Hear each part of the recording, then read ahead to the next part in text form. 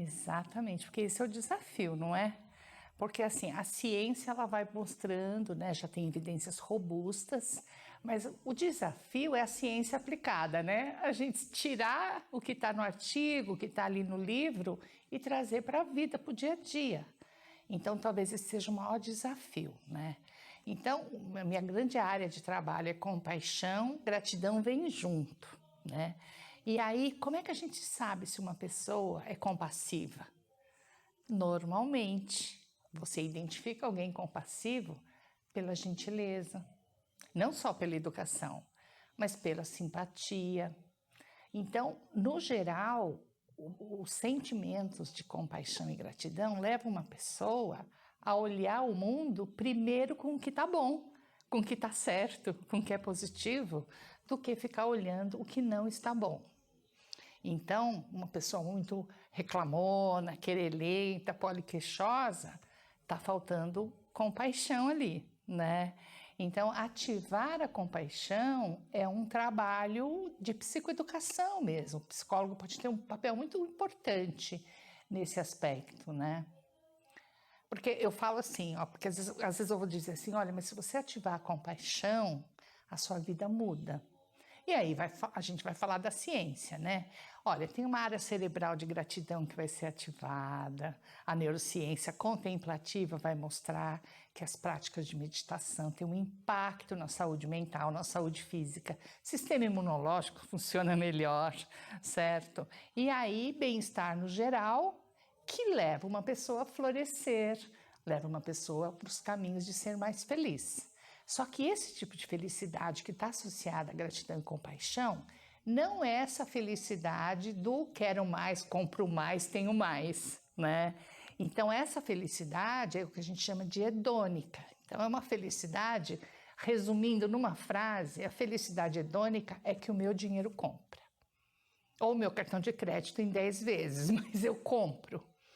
A felicidade eudaimônica é representada inclusive pelo planeta, o ícone do planeta, né? Por quê? Porque é alguém que se importa com o outro, não só com o planeta, com os animais, né? Com a natureza, e são pessoas que têm um comportamento pró-social.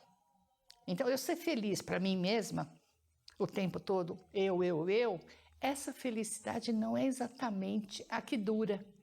E não é exatamente o que a sua genética reconhece como você é feliz. Então, tem uma ciência nova que chama genoma social que vai entender isso. Então, ativando a compaixão, você é capaz de ter um comportamento pró-social, ou seja, você olha para o outro, você se importa com o outro, né? E para isso, eu tenho que desenvolver a minha autocompaixão. Então, quando eu desenvolvo a minha autocompaixão, eu estou mais presente na minha vida, eu melhoro o autocuidado. E aí todo mundo que está ao meu redor se beneficia com isso. E a neurociência contemplativa vai provando cada vez mais os resultados. Quando eu explico isso, às vezes, para um paciente ou para uma outra pessoa, mas eu não acredito nisso. Aí eu vou dizer assim, olha, aqui não é uma igreja, aqui não é uma questão de credo. Eu estou explicando para você, já está aí. A compaixão vem no kit humano, no meu, no seu, de todo mundo. Mas eu não posso ativar por você. Só você pode ativar a sua própria compaixão. E esse é o desafio, não é? Não tem pílula mágica, não tem umas gotinhas, amanhã eu virei compassivo. Isso não existe. Então, para você aprender a se cuidar melhor, compreender os seus limites, estou cansado, estou com sono, preciso descansar, não posso ir nessa festa porque eu preciso dormir, amanhã eu tenho uma reunião. Então, para eu aprender a fazer isso, eu preciso estar presente na minha vida, entrar em contato com o meu cansaço, com a minha frustração, com a minha raiva. E aí eu consigo apaziguar o meu coração. Então, o desafio é a gente sair do piloto automático e começar a se conectar mais com as pessoas, né?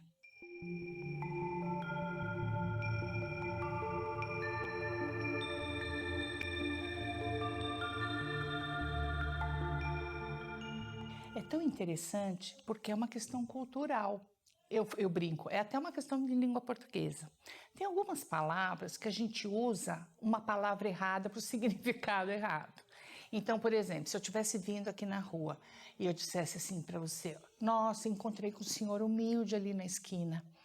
Ou eu comprei um marmitex para ele, ou eu acabei pagando um lanche para ele, e eu vou dizer assim, uma pessoa humilde.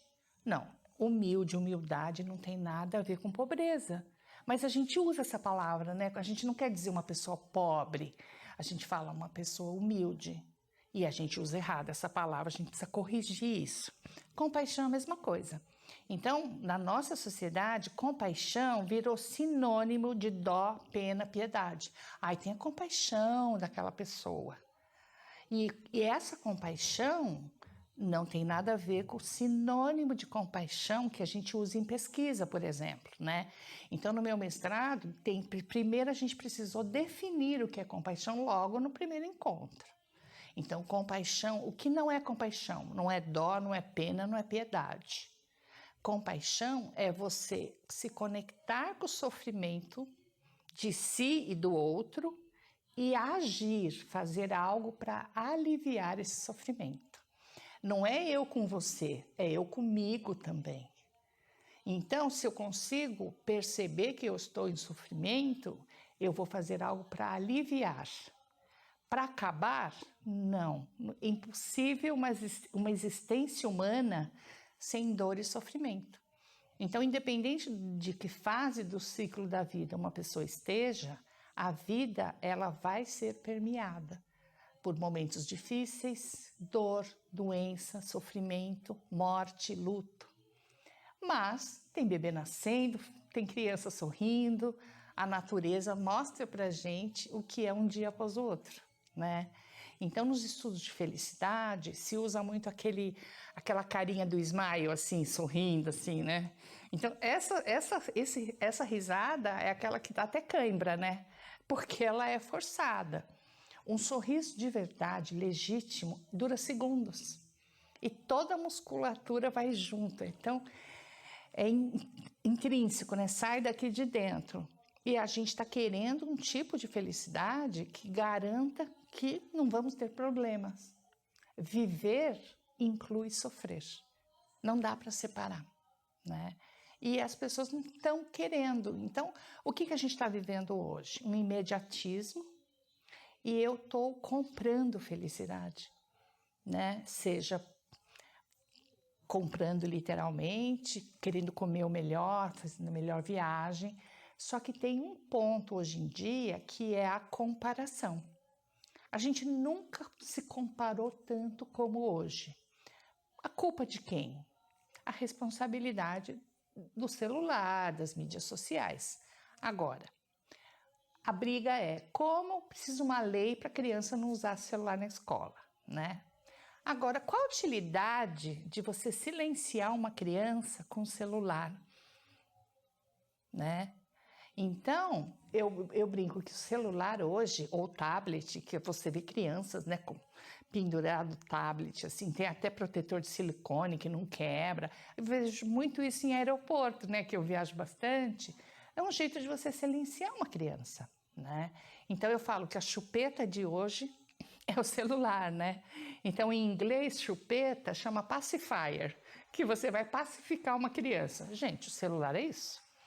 Então, mesmo que uma mãe não queira usar, se ela tem um filho, dois, está trabalhando, chega uma hora que ela dá o celular. A hora que a criança cola o rosto ali naquela tela, ela não, né?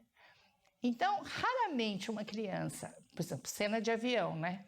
A criança ali com o tablet, acabou de entrar no avião, a mãe dá o tablet para a criança, bota o joguinho lá para a criança, e o que ela faz em seguida? Pega o celular dela. E a viagem inteira, ela no celular e a criança no tablet. Mas como é que a gente tira as crianças da tela? Ou hoje os idosos, né? Então, a gente tem um fenômeno agora, né? As pessoas aposentadas dentro de casa, em especial, às vezes, a pessoa que já criou filho, né? A gente fala o ninho vazio, né? Tá numa fase da vida que celular, novelinha no celular. Então agora tem as novelas do celular que você carrega esse celular para tudo quanto é lado. Então tem novela coreana, turca, tudo que você imaginar. E a pessoa fica colada ali. Então tem os joguinhos também, que é super, né, viciante, e as novelinhas. Mas uma pessoa dessa, ela não está interagindo com outras? Na sua grande maioria, não. Então, mas por que uma criança fica colada no celular? Sai com uma criança na grama, na praia, sai correndo, brinca, pula. Essa criança não lembra do celular. Vale para o adulto. Então, uma boa conversa, boas risadas com amigos, com pessoas queridas, gente, não fica colado no celular. Mas para quem fica colado no celular, as respostas são muito rápidas, segundos, né? Então, não tem nenhum segundo de frustração mais. Eu quero agora, agora, agora. E aí vai rolando a tela, né? É clássico, né? Você vê as pessoas fazendo assim no celular. Não tá dando para prestar atenção, então é tudo muito imediato. Tem que desligar esse piloto automático, né? E o treino de compaixão, do que eu conheço, do que eu estudo, é um caminho seguro para a gente fazer isso. A compaixão é um antídoto para tudo de pior que eu vivenciei em internação psiquiátrica, que eu acompanho os pacientes, né? Por isso que eu escolhi esse tema como meu grande tema de estudo, né?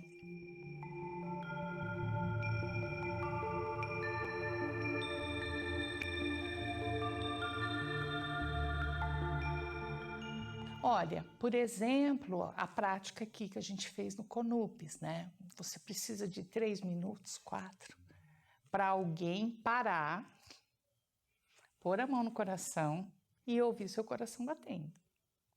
Simples assim. Mas as pessoas não param? Não, as pessoas não param. Hoje em dia ninguém para. Então, ouve seu coração batendo, né? Quando você ouve seu coração batendo, você consegue diminuir os batimentos. Estava acelerado, então diminui. Conforme diminui essa frequência do batimento cardíaco, é a coerência cardíaca que chama. As ondas cerebrais, elas vão entrar na frequência do seu batimento cardíaco. Então, essa coerência cerebral é muito interessante. Então, como é que eu desacelero minha cabeça, meu cérebro, meus pensamentos? Você apazigua seu coração, porque isso está provado nas pesquisas. Então, você está com o eletrocardiograma e com o eletroencefalograma. E as ondas vão entrando em coerência cardíaca. Então, tem várias formas. Mas a forma da compaixão é tão interessante porque, assim, tem muitas teorias dentro da psicologia, muitas abordagens diferentes, vários tipos de psicoterapias. Uma boa parte é corretiva. Ela vai corrigir o seu pensamento, ela vai corrigir seu comportamento. Então, uma coisa é corrigir o que está errado. Outra coisa é você ter uma forma de trabalhar em psicoterapia que transforma a vida das pessoas. Como é que eu posso afirmar isso? As mídias sociais, eu acompanho os pacientes que eu atendi quase 10 anos atrás. Pessoas que chegaram no ambulatório com transtorno de estresse pós-traumático, quadros gravíssimos. A gente acompanha na mídia social hoje, gente, se recuperou, voltou para sua cidade ou não, ou mudou, namorou, casou, está grávida. Então a gente acompanha essas pessoas e a gente sabe que não foi uma terapia corretiva. É quase como se fosse assim uma cura emocional, sabe? Então eu sou essa pessoa que em japonês a gente fala ikigai. Ikigai é tipo assim, o que você está fazendo nesse mundo aqui, né? Por que você estaria aqui? Em português seria, da psicologia positiva, falar de propósito, significado. Então o meu ikigai é espalhar compaixão. E é o que eu faço há anos, né? Mas de uma maneira muito simples. Se deu certo para mim nos meus momentos mais difíceis, e aí eu sei que pode dar certo para a vida de outras pessoas também, né? Então eu sou de origem japonesa, né? De origem budista. Mas eu, na adolescência, eu achava que eu era uma budista fajuta. porque eu não era muito assim, estudiosa de budismo e tudo mais, né? Mas, na verdade, um budista de verdade, ele não fica sentando assim e fazendo assim. Ele leva a vida de um jeito meditativo. Senta para comer, interage com o que está fazendo. Então, ele está mais presente, mais mindfulness, né? Então, de algum jeito, Dalai Lama é a sumidade nesse quesito. Mas assim, quando fala, tem que meditar, tem que fazer assim, a posição, a postura. Gente, isso pode ser muito bom num retiro, no mosteiro. Mas no seu dia de 24 horas, que pelo menos 16 horas você está ali alerta, gente, você vai parar para pegar meia hora e vai fazer, ninguém vai fazer isso. Então, o grande desafio é trazer para o cotidiano, eu falo assim, micropráticas, sabe? Então, para um minutinho, põe a mão no coração e fica quietinho aquele um minutinho. Você vai se acostumando, trazendo isso para o seu dia a dia, e quando você para, aí que você percebe o quanto você estava acelerado. Porque a gente vai acelerando, a gente nem percebe, né? O pessoal fala síndrome da pressa, né? A gente vive apressado, mas apressado para quê? Para ir aonde, né? E às vezes as pessoas, especialmente as mulheres, elas vão dizer assim, gente, mas tem muita gente que depende de mim. Eu não tenho tempo para descansar, eu não tenho tempo para cuidar de mim. Às vezes nem tempo para tomar um banho sossegado. Então, eu acho que é aí que está o erro.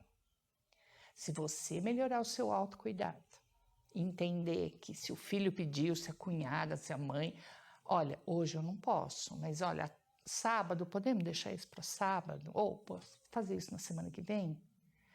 Hoje eu preciso dormir mais cedo, eu estou muito cansada. E aí, se a pessoa aprende isso, ela tem mais saúde. Se ela tem mais saúde, ela não adoece. As mulheres adoecem muito mais que os homens, com depressão, com quase tudo na psiquiatria, certo?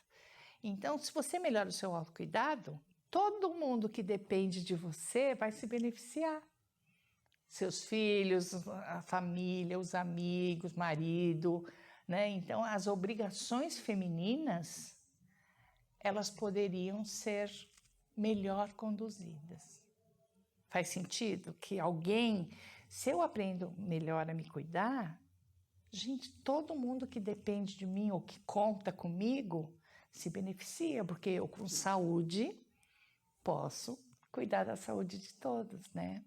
Isso é uma experiência pessoal, né? Então, não tem como, a gente escolhe uma linha de estudo ou uma área mais acadêmica a partir do que a gente já viveu, né?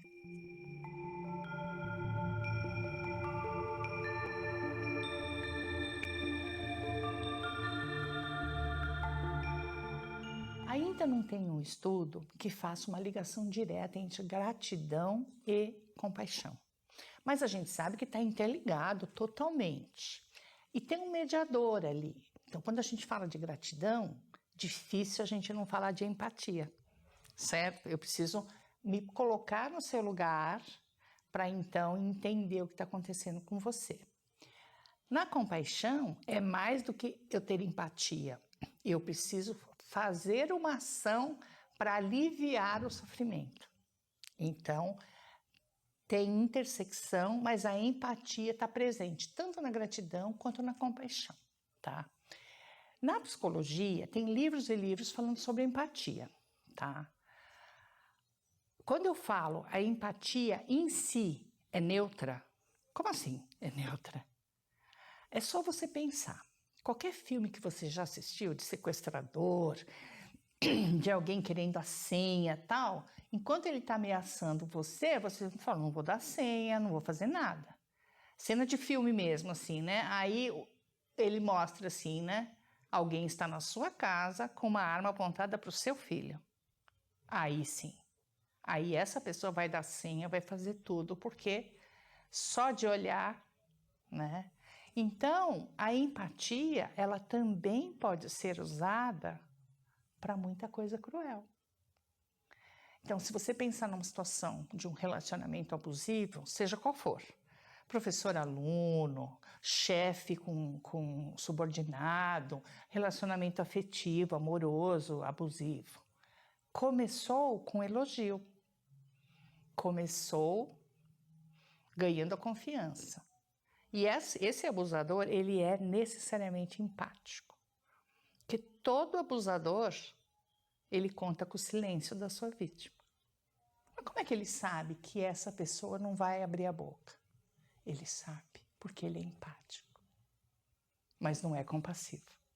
Entendeu? Então é nesse sentido que a empatia, ela pode ser usada sim para o mal. E esse é um conceito que muita gente acha estranho, né? Acha que basta ser empático. Trabalhando como médico no hospital, vendo morte, vendo principalmente cuidados paliativos, na oncologia, que você está vendo a morte chegando ali. Se você for muito empático com o seu paciente e você só sofrer ali, estar no lugar dele, muitas vezes, emocionalmente, você está tão sobrecarregado que você nem vai conseguir cumprir o seu papel profissional. Você leva esse paciente para o seu travesseiro, a sua vida vai se tornando um sofrimento. Com a compaixão, não. Eu sei do seu sofrimento, eu como profissional vou fazer o que eu puder fazer para contribuir, para diminuir o seu sofrimento. Mas aceitando que doença, sofrimento, morte faz parte do ciclo da vida. E aceitar isso é um ato de compaixão também.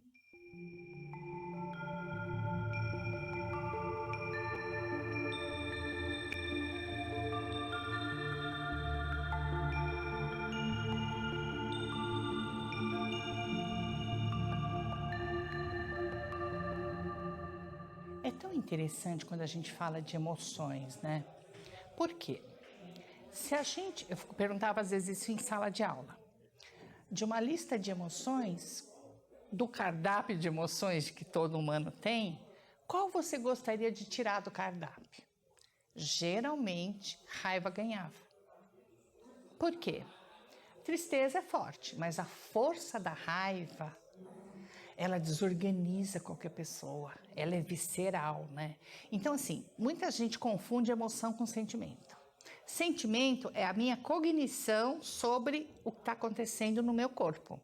Emoção necessariamente é o corpo, tá? Então é fisiológico. Eu não comando quando eu fico com raiva, eu não comando quando eu fico triste, mas eu também não comando quando eu estou vendo um pôr do sol maravilhoso e eu me emociono nas lágrimas, ou quando eu estou perto de uma criança brincando e eu estou ali junto com a criança, né? A gente usa essa expressão, tem um autor que fala do always, em inglês, mas em português, a tradução não literal, mas uma tradução adaptada é uau! Quando você se deslumbra, você se maravilha com algo. Esse algo, natureza, qualquer pessoa que tem contato com a natureza sabe o que é isso. E quem convive com criança, com gatinho, com cachorrinho, uau, que coisa mais maravilhosa, né? A gente vive isso aqui no Conupes em várias situações, acho que por isso que todo mundo volta o ano seguinte, né? Porque sai daqui de alguma forma transformado, porque é dessa forma que a gente pode criar essa conexão transcendente com algo maior. Você pode racionalmente não acreditar em nada, mas quando você passa por essa experiência do uau, você fica maravilhado, pode ser aí um caminho de conexão com algo maior, que não é racional, ele é visceral, é vivencial, tá? Se a gente consegue melhorar no dia a dia essa conexão com a gente mesmo, se eu entro em contato com a minha emoção, se eu tô triste, ninguém quer estar triste. Aí o que eu vou fazer? Eu vou pro shopping, eu vou comprar um negócio, vou pedir uma comida, porque eu não posso ficar triste. Não, peraí. É um sinal que você precisa se recolher, a tristeza, tá?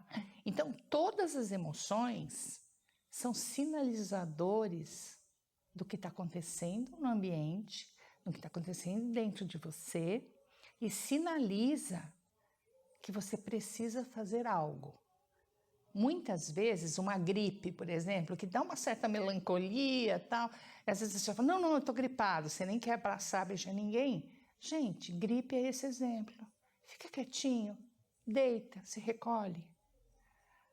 E aí você se recupera.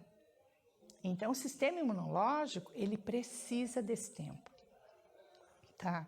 E a gente, não, vírus, eu vou tomar isso, tomar aquilo. Não, você precisa parar. Você precisa se recolher. Agora, a raiva, ela é aquela que ninguém quer no cardápio. Mas como é que a gente pensa em raiva como protetor? Toda emoção é protetora, mas a raiva, socialmente falando, a raiva sinaliza o ambiente, o perigo social. Então, alguma pessoa que está fazendo alguma injustiça comigo, eu sinto raiva, mas eu não posso sentir raiva. Talvez a emoção assim, que ninguém aceite é raiva. Uma criança reagiu raivosa. Vai dar castigo, vai... Não, mas espera aí, a criança tem que entender o que é essa emoção, da onde vem e o que comunica algo, o que essa emoção está comunicando. Mas aí você dá o tablet para a criança. O que ela fez? Ela suprimiu e embotou. Então, por isso que a gente encontra adultos que é um vulcão de raiva. Por isso que às vezes encostou, explode. Você fala, nossa, mas da onde saiu isso? Então, estava lá, né? Então, eu acho que esse trabalho de empatia, de compaixão, de gratidão, ela pode trazer o melhor de cada um. E às vezes a pessoa acha que a vida está difícil, que está tudo errado, que nada está dando certo. E eu vou dizer assim, se você está aqui me ouvindo agora, na minha frente, olha, eu tenho uma ótima notícia, deu tudo certo. Se você está aqui, deu tudo certo. Então, agradeça a sua vida. Porque quando alguma coisa dá errado, a gente morre em 1 segundo. Então, agradeça o seu coração que bate forte aí, que trouxe você até aqui e que está a seu favor.